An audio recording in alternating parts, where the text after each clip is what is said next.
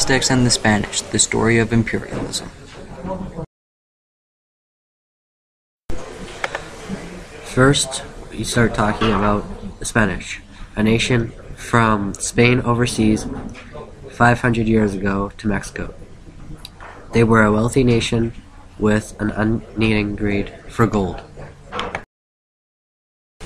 Next, we are going to talk about the Aztecs, a large nation spread across the Valley of Mexico that were not only dominant in that area but as well as wealthy. They were also highly religious.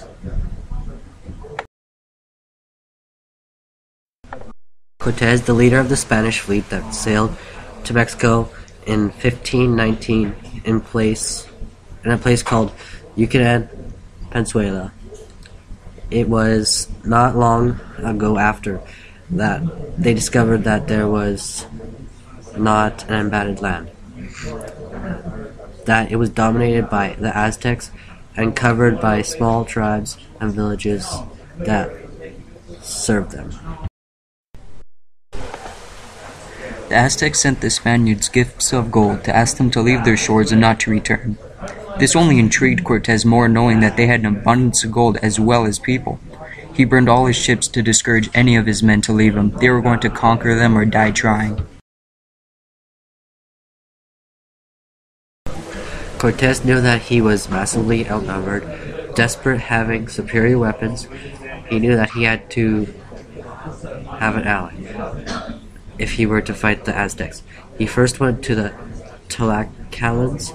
He knew that they were a war-bound tribe and a long-time enemy with the Aztecs. He spent peace offers to them, trying to gain their trust. Because this didn't work, they decided to ally them by force. Only after killing most of their soldiers that they accepted their alliance with the Spanish.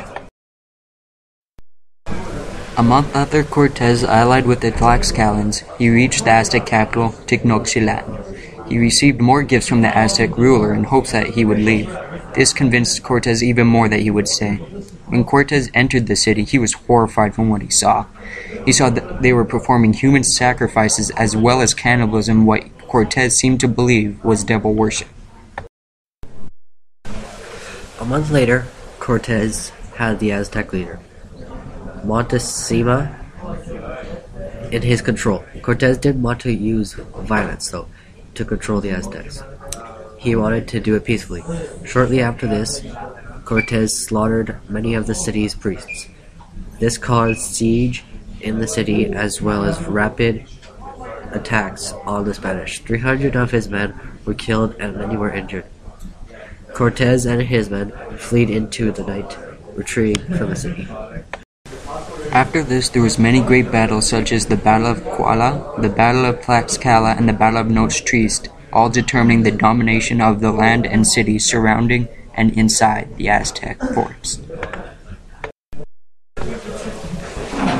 There was one last battle between the Aztecs and the Spaniards. Cortez offered gracious terms of surrender to the Aztecs. The Aztecs, though, literally wanted to fight to the death.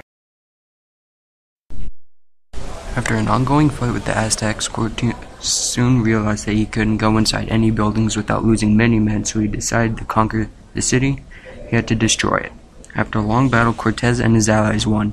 They killed every known Aztec in the area and dominated the ruins of the city, which they built modern-day Mexico City on top of the great capital of the Aztecs, Tenochtitlan.